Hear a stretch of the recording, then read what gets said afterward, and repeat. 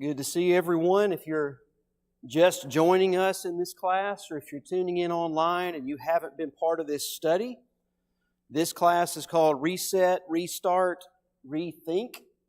And what we're doing in this iteration of the class is we're rethinking some people who are recorded in the Bible. Their stories are recorded in the Bible, and we are taking another look at them and taking another look at ourselves, either individually or in this case, our families. And we're asking the question in this study of Jacob's family that we started a couple weeks ago, we're asking the question, what is the function of dysfunction? And it begins with the disclaimer and the premise that all of us are part of dysfunctional families to some degree. We're all on that spectrum, if you will. We've got problems, and we have committed sins against one another and against God and against other people, and that causes dysfunction in our families. Now, what we tend to do is we tend to hide that, or we tend to, when it does bubble over or we see it in other families, we might compare ourselves and say, well, at least we're not as bad as that family over there, or we seem to be a little better than them, and we tend to do that as human beings. But the truth is, we all struggle with this, and God recorded the Bible in such a way that we get to see everything, or at least what He wanted us to see, and that includes dysfunction, a lot of dysfunction. So one of the things I want to clear up before we get back into our study is, Brother Bob made me aware of this, I wanted to mention it. It does seem, according to Genesis 30 and 31, that Laban did have some sons. I mentioned last week that we didn't know of any, but that's probably not the case based on those couple verses that Bob pointed out. I can certainly be wrong and often am. That's part of my dysfunction. So I appreciate Bob letting me know that. You're always welcome to come and let me know something like that. We're discussing the different members of Jacob's family individually, introducing them, if you will, and then we're going to get into the dysfunction of the family itself and the function of that from God's point of view. So we jump back into our discussion on Rachel. We have discovered that she was Laban's daughter and all of the things that might bring with it. We have discovered that she was a shepherdess, and we saw this scene in Genesis 29, and we talked a little bit about what was going on here, that Jacob has wandered into a completely different world. And Jacob is trying to find his place in that world. And Jacob is trying, as Jacob does, to sort of manipulate it a little bit and see where he can fit in and what his advantages might be. And then Rachel comes along into the scene and sort of takes over Jacob's thinking. And Jacob immediately was drawn to her, and Jacob turns this stone, rolls this stone away from the well that was typically done by a multiplicity of shepherds. He does it by himself. And he weeps and he kisses Rachel. It's probably not a romantic kiss. It's, hey, I've found my family. I'm your family. You're my family. And it's a very emotional moment. Jacob is alone, and Jacob has run away from home under threat of death, and he doesn't have anything. And so he sees God, is what we see happening here. He probably sees God working in his life, and he's just overcome with emotion and joy and has some hope about the future. And so Rachel is a part of that hope, and we notice that in that section. The next thing I want us to notice about Rachel is she seems to have known her role in the family. Look at verse 12. Jacob tells her that he was her father's relative and that he was Rebekah's son. So she ran and told her father. That's meaningful, and that tells you something about Rachel. She did not treat this, as far as we can tell, as a private moment between herself and Jacob. She did not say, as far as we know, she didn't say much of anything. She knew what needed to happen next. I need to go and tell my father. She knew who she answered to. She knew the expectations. It was not her place to respond or interpret or comment. It was her place to report. Now, right or wrong, or good or bad, she understood that. And she submitted to that. And so this is important news when Jacob shows up and says, hey, I'm family.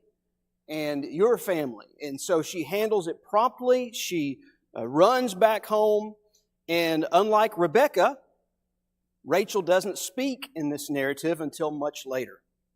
And the impression that we get is that Rachel, at this point in her life, in this family, she's not a decision maker. She's not a strategist. She's not an overthinker. She is simply an obedient, submissive daughter.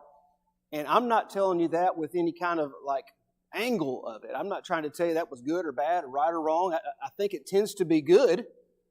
But obviously in this family, there's some strings attached to that. And if you're going to be obedient and submissive to a father like Laban, then you're going to have some things going on that probably shouldn't go on, as we're going to see in just a few minutes. Here's the next thing that we know about Rachel. She was beautiful of form and appearance. She was beautiful of form and appearance. Now, you could probably think of a few other people in the Bible that the Bible singles out as being beautiful or handsome or good-looking in some kind of way. Can you think of anybody else that the Bible singles out as being good-looking? Sarah? Anybody else? Who? Abigail was singled out as being beautiful, and so was Bathsheba. Anybody think of anybody else? Rebecca is called beautiful. I did a little bit of looking up here. I think you can make a list of maybe 20 people in the entire Bible that the Bible makes the point of noting their physical appearance. It's interesting.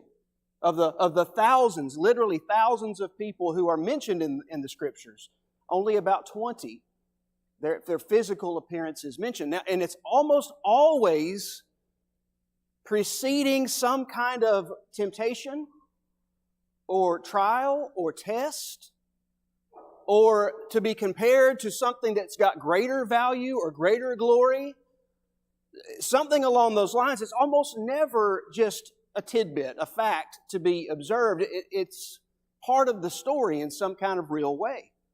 And so we're told that Rachel is beautiful of form and appearance.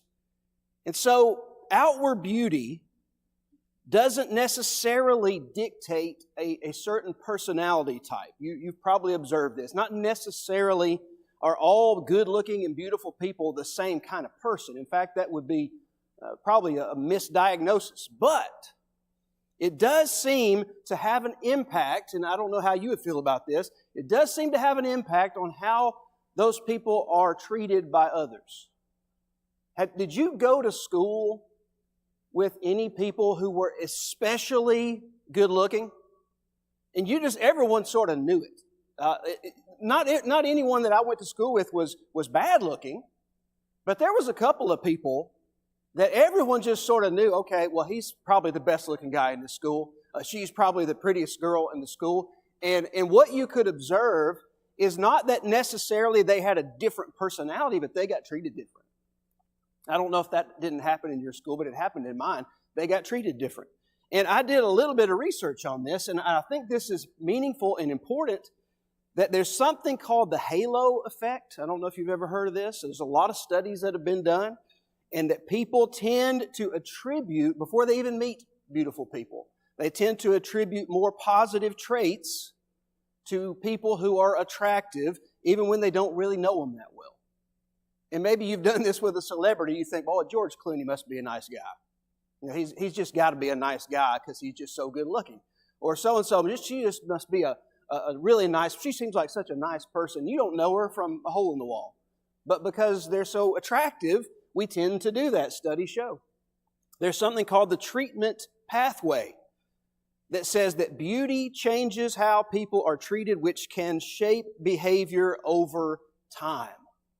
And this is very interesting. Analysis suggests attractiveness is linked to more favorable social treatment in many contexts, whether it's peers or school or work, and that preferential treatment can create real downstream differences. It can create more opportunities. It can create more positive feedback, sometimes more confidence in that individual. And research finds that more attractive individuals can be more likely to participate in organizations and positively impact their social access or their encouragement or their acceptance. And what that tends to do over time is that tends to create a sense of entitlement and expectation for those people. If someone repeatedly experiences preferential treatment because of how they look, they might develop a higher expectation of good treatment, which can sometimes look like entitlement. That's not a universal rule, but there's been enough study done on it that it's not nothing. That if you are truly kind of a level up in the way that you look, it can change your experience in life. That's all we're saying. And the Bible doesn't say this for no reason. The Bible wanted us to know that Rachel was a good-looking person. So that's another thing and kind of the final thing that we learn about her. And so what we want to do at this point is just ask a few thought questions, make a few observations, and then we're going to get into Leah this morning. But here's something to notice. A person's experience when they start their own family may not be the same as their experience in their parents' home. Would you say that Rachel probably had that experience, that when she married Jacob and got into his family, that maybe her experience was different than the one she had growing up in her own family? Probably. That's usually always true. So that's important to notice. A sense of independence and worth and identity are valuable in a family. I think Rachel probably had that. She was given responsibility. She was trusted. But the source of those things is even more important. For example, if the source of your value and your self-importance and your identity is the fact that your father trusts you with the sheep and you're good looking, if that's where you got that value and that's where you got that importance, what's going to happen if those things fade or those things are taken from you or your situation changes? What happens to the value that you felt or the identity that you had? Well, obviously it's shaky. And so these things are important in a family, but it's even more important to notice where they're coming from. Do my children know that they're valuable because God said they were? Or do they place that in something they've done? Or do they place that in how they look or how other people treat them? This is all part of family dynamics. Beauty can impact and even improve someone's life, but it cannot prepare or protect them from the harsh realities of life. There is a part of what we just talked about that, a young, beautiful person, whether male or female, might have what you might call a charmed life up to a point. But then life happens to them and they find, that can't actually protect me from the things that are going to happen to me. And that might be a jarring thing. Does the additional ingredient of Rachel increase or decrease our chances of dysfunction in Jacob's family? Just something to think about. Does this beautiful person who is the daughter of Laban, who is a shepherdess, who may have had a very different life experience than other people around her, does that increase our chances of problems? Probably does. God's purposes, though, and we've mentioned this every time, were not thwarted in the least by any of the dysfunction that Rachel may have brought with her into Jacob's family. Okay, so let's move on to Leah. Leah is an interesting part of this equation. I want you to read with me Genesis 29. Let's start in verse 16. And let's read a little bit about Leah. Genesis 29, verse 16. Now Laban had 2 daughters. The name of the older was Leah, and the name of the younger was Rachel. Leah's eyes were weak, but Rachel was beautiful in form and appearance. Jacob loved Rachel. And he said, I will serve you 7 years for your younger daughter Rachel. Laban said, it is better that I give her to you than that I should give her to any other man. Stay with me. So Jacob served 7 years for Rachel, and they seemed to him but a few days because of the love he had for her. Then Jacob said to Laban, give me my wife, that I may go into her, for my time is completed. So Laban gathered together all the people of the place and made a feast. But in the evening he took his daughter Leah and brought her to Jacob, and he went into her. Laban gave his female servant Zilpah to his daughter Leah to be her servant. And in the morning, behold, it was Leah. And Jacob said to Laban, what is this you have done to me? Did I not serve with you for Rachel? Why then have you deceived me?" Laban said, "It is not so done in our country to give the younger before the firstborn. Complete the week of this one, and we will give you the other also in return for serving me another 7 years." Jacob did so and completed her week. Then Laban gave him his daughter Rachel to be his wife. Laban gave his female servant Bilhah to his daughter Rachel to be her servant. So Jacob went into Rachel also, and he loved Rachel more than Leah and served Laban for another 7 years. So we are getting into the dysfunction already because the family started in this passage. But I want us to think about Leah before we get into much of the details of what's happening in this family and why. So here's what we know about Leah from this passage. And again, she doesn't speak. But here's what we know. She was the older and physically lesser sister. This is what the Bible says. That the name of the older was Leah and the name of the younger was Rachel. Leah's eyes were weak, but Rachel was beautiful in form and appearance. Now, there's been a lot of discussion about what that means, that her eyes were weak. So let's spend just a moment considering that, because this is important to understanding maybe what happens in the rest of the story. The New King James says that Leah's eyes were delicate. The English Standard and the NIV translate it weak. The Christian Standard and the King James use the word tender. And the New Living says there was no sparkle in Leah's eyes. So what does this mean? What is the Bible telling us about Leah, specifically her eyes, in this passage? So let's consider a few things. And here's a disclaimer. This is a very rare Hebrew term, very ambiguous. And there is no consensus among students and scholars and commentators about exactly what this means. So here's some possibilities. It seems to not be possible that she was blind or disfigured or non-functioning in any kind of way. That doesn't seem to be the case. Because if it were, we would see some evidence of that as the story progresses, and we don't. And so it doesn't seem to be like a debilitating thing. But it could mean that she had some reduced visual acuity, maybe nearsighted, maybe farsighted. It could mean that. It could linguistically mean that she had sensitive eyes that was caused maybe some inflammation in the climate that they lived in. There's some swelling, some redness. Maybe they just constantly looked tired or lifeless as a result of that sensitivity. She could have lacked, as the NLT kind of brings out, some visual expressiveness, some brightness, some liveliness. In that culture, if I understand it right, eyes were very important. It was an important feature in that culture. And Leah's eyes just may have been uncaptivating.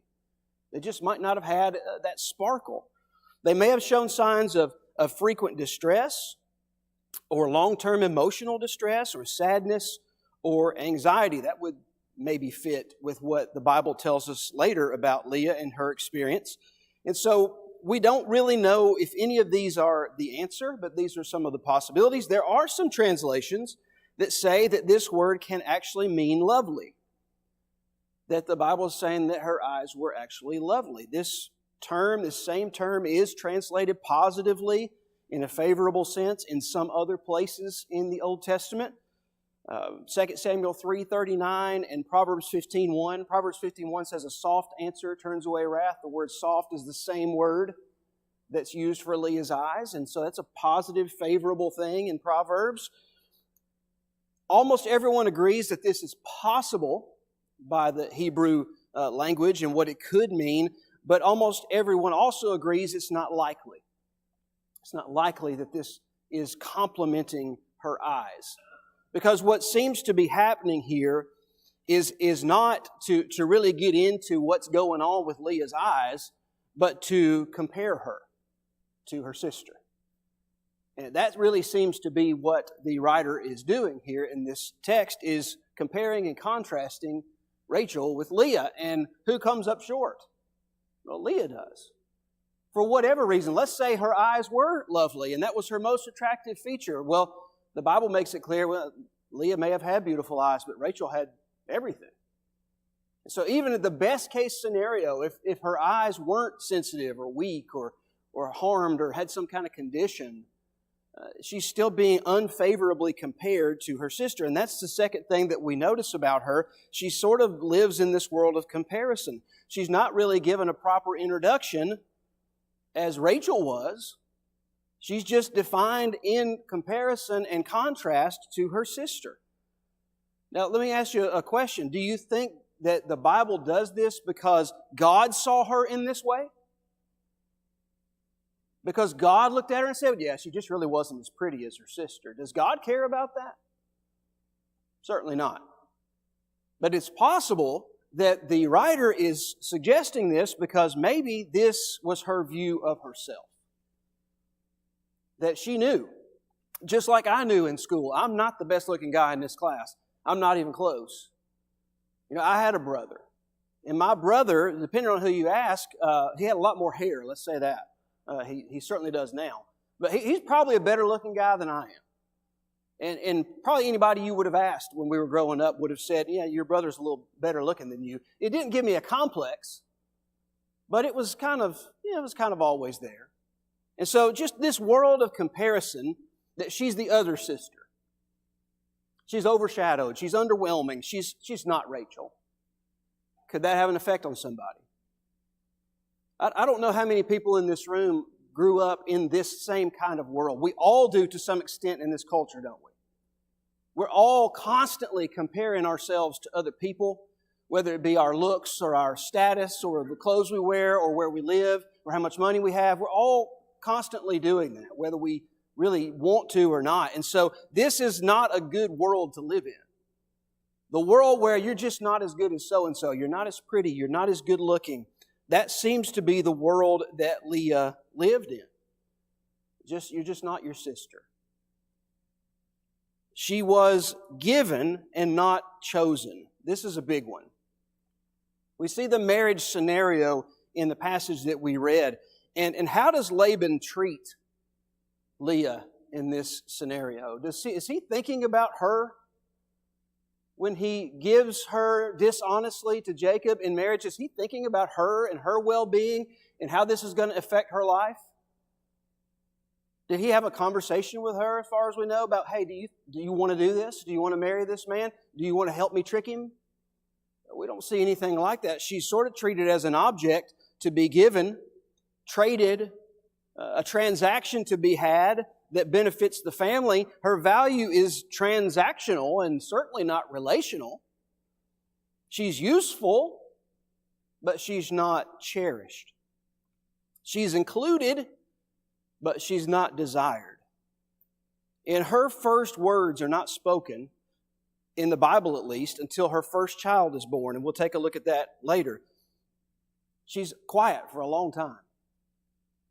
And a lot of times in the Bible, silence can indicate a lack of agency, an imbalance of power, or emotional vulnerability. And maybe Leah's just learned it doesn't do me any good to say anything.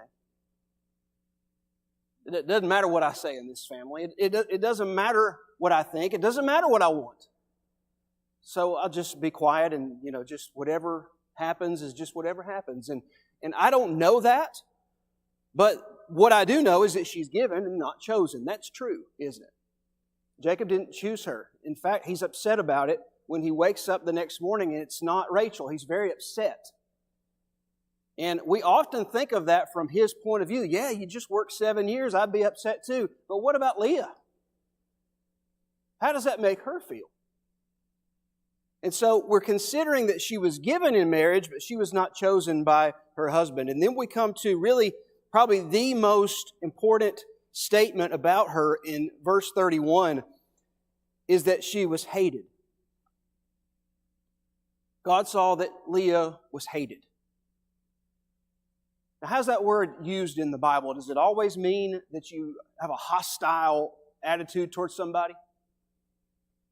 Think about some of the times, especially in the New Testament, when that word is used. What does it really mean? Unloved.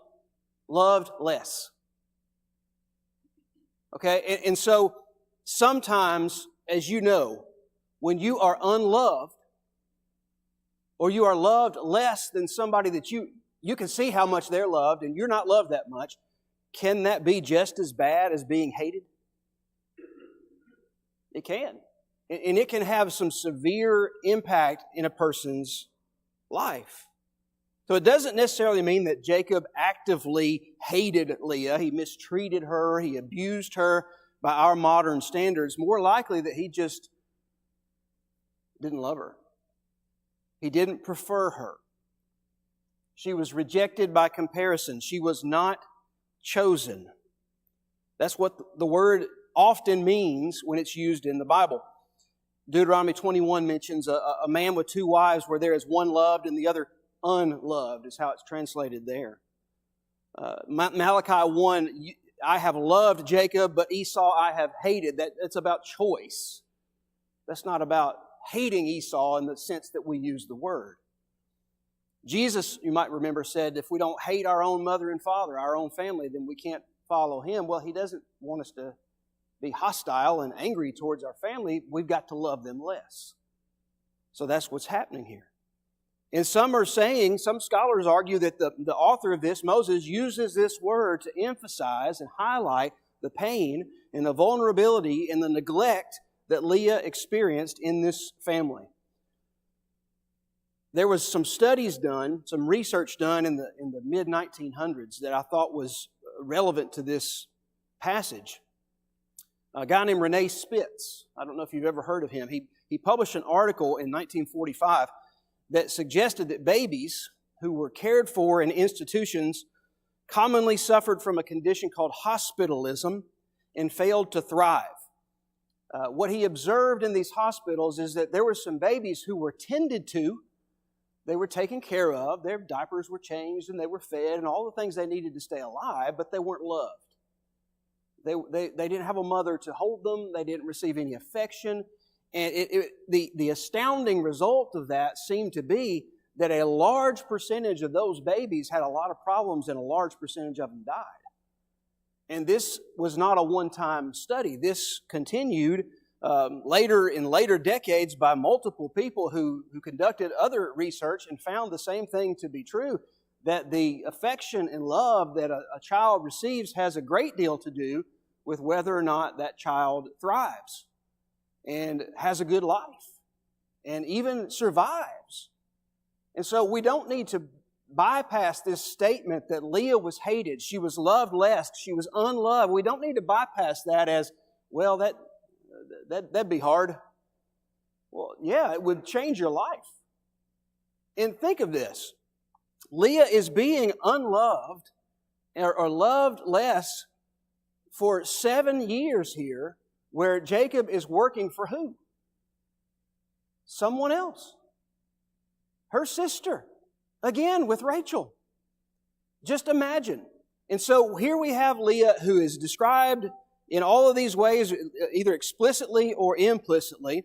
And here's a few things to notice before we move on here. Comparison is a recipe for dysfunction, whether it comes from ourselves or other people. So that's a little tidbit for me as a person, for you as a person, for us as parents. We need to be real careful with that. We don't need to compare our children to each other. We don't need to compare them to other people, especially in ways that would cause problems for them in the future. That's a recipe for dysfunction. It's important for everyone in a family to have a voice. Neither Rachel nor Leah in this family seem to have any kind of voice. Now, is that me saying, hey, your kids should be able to get their way? No. One of the elders that I used to serve under in ministry, he used to say, everybody gets their say, but not everybody gets their way. That was his favorite statement. That usually meant you weren't getting your way. But he would listen to whatever you had to say. That elder would listen. And at the end of that conversation, he might say, well, we appreciate what you had to say. We're going to do this instead. But he would listen. And it just doesn't seem like these two daughters had a voice in this family. It's important for our children to have a voice. It's important for us to listen to them. It helps them understand that they have agency and that they can contribute to a family. Children are not pawns. They are people. Children should not be used in families for advantage or gain or so that the family can look good, or the family can make more money, or all of these things. And I'm sure that does not happen at all with anybody in this assembly, but it does happen. And it certainly was happening here in this family that we see here. So let me ask the question, what traits or features does my family and your family value and celebrate and honor and reward the most? Think back, if it helps you answer the question, think back to growing up in your own family. What traits or values did your parents seem to honor and reward and celebrate the most? Did you notice that? I certainly noticed it. There were some good things that I noticed, but there were some things that seemed a little out of place, that seemed a little unfair at times. And so this is just something to keep in mind. What do we celebrate in our family? What do we point out? What do we reward? That'll have a big impact on our children. Being loved less can shape identity in powerful ways. And if, let's say, you grew up that way, you already know that that's true. But here's the real observation that I want us to make, and we'll explore this in just a moment. God sees, values, and chooses the unseen, the devalued, and the unchosen. And that's really where we're getting with all of this whole study, is that this family had a great deal of dysfunction, and God's purposes for that existed and were important, and in some ways more important than how the family treated each other. So, this is the introduction to the family, the four main parts of the family, if you will. And what I want to do now is go in and inspect the actual dysfunction in this family and what was God's purpose, how did God use it, as we see in the text. And these are the three different areas that I want us to examine: the marital dysfunction, the familial dysfunction, and the spiritual dysfunction. So let's take a look at the dysfunction itself. I would say that we have in this family a very self-centered start. A very self-centered start or beginning to the family. We got a lot of dysfunction that everyone involved has brought with them into this situation, but it is multiplied by Jacob's decision to take multiple wives. It's a bad start, isn't it? Why did Jacob take multiple wives? This is an important question. Why did he do it?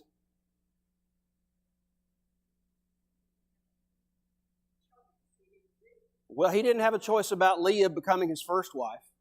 You're right. But why did he take another one? That's the one he wanted. And all of us are thinking, yeah, it's only fair that he gets the woman that he worked for. Okay, fair enough. But you're starting a family here. You're not trying to balance the books. You're starting your family. And you've already got one wife. You didn't want that one, but you've got one, and you're going to let's just add another one. That's a very, if we're being honest and objective, that's a very self-centered start. Now, this was probably culturally acceptable. No doubt that it was. But was it divinely approved? Is this God's plan for marriage? It's certainly not. Was this even practically wise? No. Listen to this. Abraham did this. Did Abraham have some problems? Whew. We could be looking at his family just the same way we're looking at Jacob. Abraham had a lot of problems in his family because he took another wife. Jacob witnessed this firsthand with his own brother taking multiple wives. And it caused a lot of problems in his family. Genesis 26, 34, and 35. It was not a good situation. Jacob has seen this. It doesn't seem to work out very well when there's more than one wife. And it's worth noting, how many wives did his father Isaac have?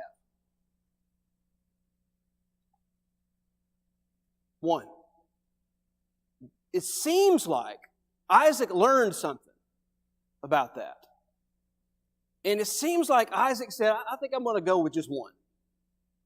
I think I'm just going to have one wife. And that had some dysfunction involved in it too, but probably not as much as there would have been if he had had another one. And so his instructions to Jacob, look at chapter 28, verses 1 and 2. His instructions to Jacob, when he sent him to get a wife, he said, Isaac called Jacob and blessed him and directed him, you must not take a wife from the Canaanite women. Arise, go to Pate Aram, to the house of Bethuel, your mother's father, and take as your wife from there one of the daughters of Laban, your mother's brother. It's pretty clear. Go get you a singular wife. I don't think that's an accident that Isaac doesn't say, go select a few wives that you like and collect some wives. He knew that this was not a good idea. And so keep in mind, we're not just dealing either with Jacob, Rachel, and Leah, are we? Who else gets put into this scenario by Laban? Well, you've got these two servants, don't you? Bilhah and Zilpah. Are they people? Do they bring a dynamic into the family? The Scripture calls them his wives in chapter 30, verse 4 and verse 9. So this is a mess. This is very self-centered on Jacob's part and probably on Laban's part. We tell the kids every Sunday night that God's plan for marriage is one man for one woman for life. Jesus reiterated that in the New Testament. And this is not a very good start, is it? And so what we find next is a foundation that we've already sort of hinted at, but a foundation of favoritism. Look, go with me to chapter 29, verse 30. And let's read through the end of the chapter here and see what we see. Jacob went into Rachel also. He loved Rachel more than Leah and served Laban for another 7 years. When the Lord saw that Leah was hated, He opened her womb, but Rachel was barren. And Leah conceived and bore a son, and she called his name Reuben, for she said, because the Lord has looked upon my affliction, for now my husband will love me. She conceived again and bore a son, and said, because the Lord has heard that I am hated, He has given me this son also. And she called his name Simeon. Again she conceived and bore a son, and said, now this time my husband will be attached to me, because I have borne him 3 sons. Therefore his name was called Levi. And she conceived again and bore a son, and said, this time I will praise the Lord. Therefore she called his name Judah. Then she ceased bearing. So, we've already kind of acknowledged, but let's acknowledge it again, that Jacob could have just married Leah, could have ended his agreement with Laban and started his own family and left, and probably would have had less dysfunction than he ended up having. Would his family have been different if he had done that? Absolutely. Let me ask another question. Did Jacob's love, I'll put it in quotes, did his love for Rachel conquer all? Did they get there happily ever after? Did it do what all of the songs and the movies that we watch say that it will do? I mean, the Bible says he loved her on multiple occasions. Did that fix everything? No. That was not a recipe to conquer all of the dysfunction that they were going to have. There were significant casualties when it came to his so-called love for Rachel. And so what we see happening in his marriage, especially as it regards Leah, is a whole lot of favoritism. And you can see it when these 4 sons are born, can't you? You see it in their names. And remember, we talked that names meant something. And so when she names these children, look at what she names them and why. She names the firstborn, and this is happening during probably the 3 or 4 years of that second 7-year period where he's working for Rachel. She's having these 4 sons. She has Reuben, because the Lord has looked upon my affliction, for now what?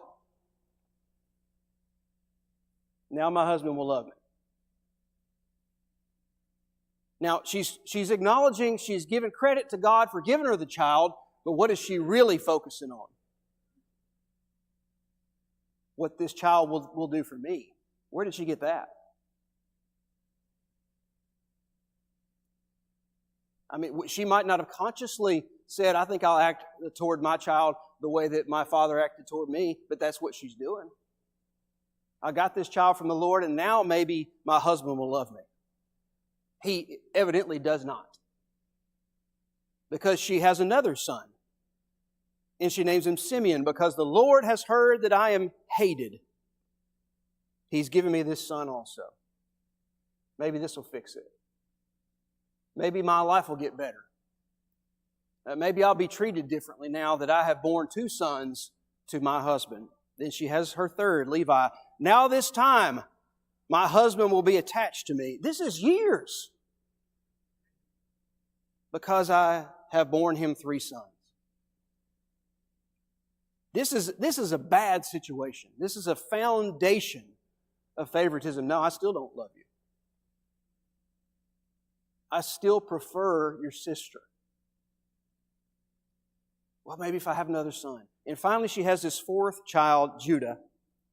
And what does she say? Has she learned anything? What does she say? This time what? This time I will praise the Lord.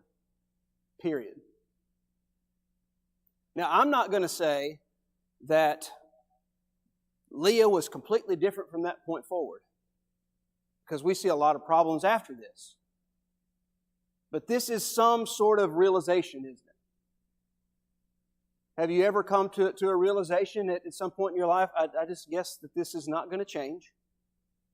The way this person treats me or doesn't treat me, I guess it's just never going to change. You resign yourself to it. That's what seems to happen in Leah's life, because this foundation, this years-long foundation of favoritism has been laid. And the Bible is just honest about it. Now, Jacob might not have said any of this to Leah. He may have never spelled it out. But he did it, and he lived it out.